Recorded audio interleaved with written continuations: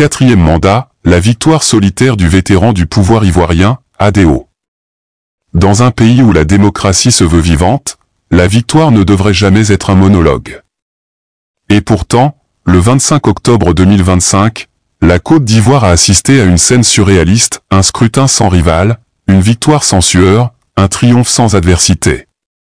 Alassane Dramane Ouattara, le vétéran du pouvoir ivoirien, a décroché son 4e mandat présidentiel. Une prouesse politique sur le papier. Mais un vide démocratique dans les faits. Ce soir, l'œil d'Afrique TV plonge au cœur de cette victoire solitaire. Derrière les chiffres officiels, les communiqués triomphants et les sourires diplomatiques, une question brûle toutes les lèvres. Qu'est ce qui a empêché le vétéran du pouvoir d'affronter Gbagbo, Thiam et Affi N'Guessan?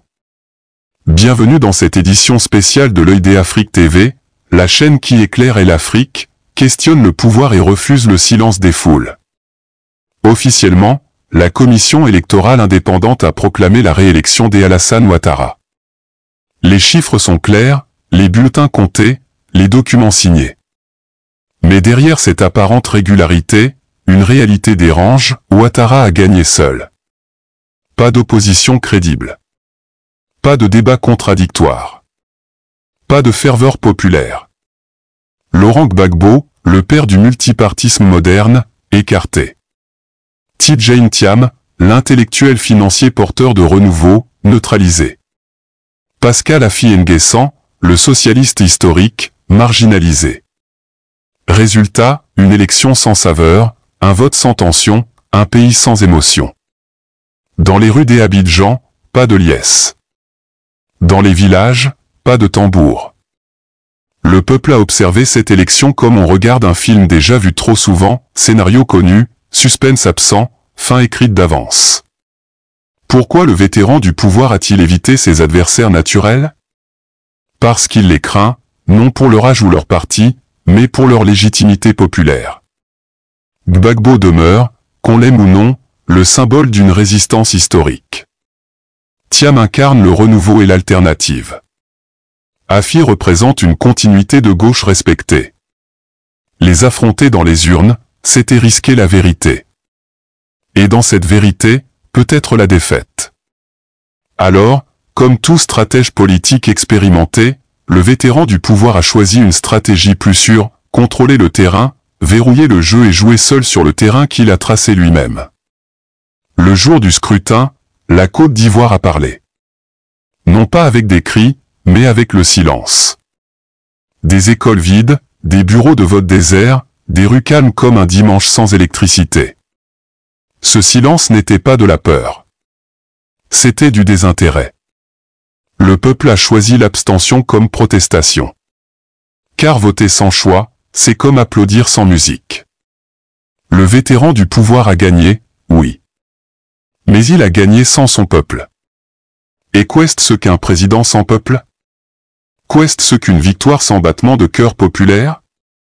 15 ans après la crise post-électorale de 2010, la Côte d'Ivoire avait une chance unique de tourner la page par les urnes. Un face-à-face Gbagbo-Ouattara, démocratique, apaisé, transparent, aurait réconcilié le pays avec lui-même. Mais au lieu de cela, le vétéran du pouvoir a préféré éviter la vérité de l'histoire. Il aurait pu triompher dignement, clore un chapitre et entrer dans l'histoire par la grande porte. Il a choisi le raccourci du confort. Résultat, un mandat obtenu, mais une légitimité affaiblie. Imagine un Real Madrid choisissant lui-même ses adversaires en Ligue des Champions. Imagine Novak Djokovic décidant de jouer contre des amateurs pour gagner un tournoi qu'il a inventé.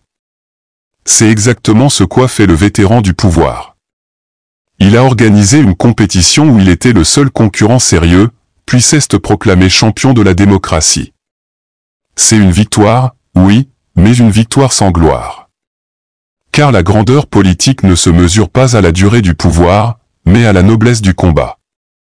La démocratie ivoirienne sort de ce scrutin fatiguée, essoufflée, presque résignée. Dans les quartiers populaires d'Abobo, de Yopougon ou de Gagnoa, beaucoup disent « On savait déjà qui allait gagner ». Et quand le peuple cesse d'espérer dans les urnes, c'est la République elle-même qui s'éteint lentement. Le vétéran du pouvoir a beau régner, il ne gouverne plus les consciences. Il dirige un pays qui l'écoute, mais ne l'entend plus. Ce quatrième mandat n'est pas qu'une affaire ivoirienne. C'est le miroir d'une dérive africaine plus large. Celle des dirigeants qui confondent stabilité et immobilisme. Celle des présidents qui redoutent l'alternance plus qu'une guerre. Celle des pouvoirs qui craignent leur peuple plus que leurs ennemis. Mais de Dakar à Kinshasa, de Yaoundé à Ouagadougou, une nouvelle génération se lève. Une génération qui ne veut plus de président à vie, mais de leader responsable. Le vétéran du pouvoir peut prolonger son mandat, mais il ne peut pas prolonger l'histoire. Dans les livres d'histoire, ce quatrième mandat sera noté. Pas comme un triomphe, mais comme un revers silencieux. Un président qui gouverne sans adversaire, c'est un roi sans couronne. Un scrutin sans peuple, c'est une fête sans invité. Et une victoire sans âme, c'est une république sans avenir. Le vétéran du pouvoir a gagné. Mais il a gagné contre le temps. Et dans ce combat, aucun président n'a jamais triomphé. L'œil des Afrique TV ne se contente pas d'observer. Il voit, il comprend, il dit. Ce quatrième mandat des Alassane Ouattara restera dans l'histoire comme un signal d'alarme. Une élection sans choix n'est pas une victoire, c'est une régression. Le peuple ivoirien n'a pas crié, n'a pas protesté. Il a simplement tourné le dos. Et parfois, c'est le silence du peuple qui fait le plus de bruit. Car une nation ne s'impose pas par décret, elle se mérite dans le cœur de ceux qui la font vivre. Et quand le peuple ne croit plus au vote, c'est tout le pouvoir qui devient orphelin de sa légitimité. Voilà la vraie leçon de cette élection. Et si le vétéran du pouvoir ne veut pas l'entendre, l'histoire, elle, finira par la lui rappeler. Vous êtes sur l'œil des Afrique TV, la chaîne qui ne ferme jamais les yeux sur l'Afrique qui souffre, sur les peuples qu'on trompe, et sur les vérités qu'on cache. Abonnez-vous, partagez cette vidéo et restez connectés pour notre prochaine édition. Parce qu'ici, nous ne parlons pas seulement de politique. Nous parlons de conscience africaine.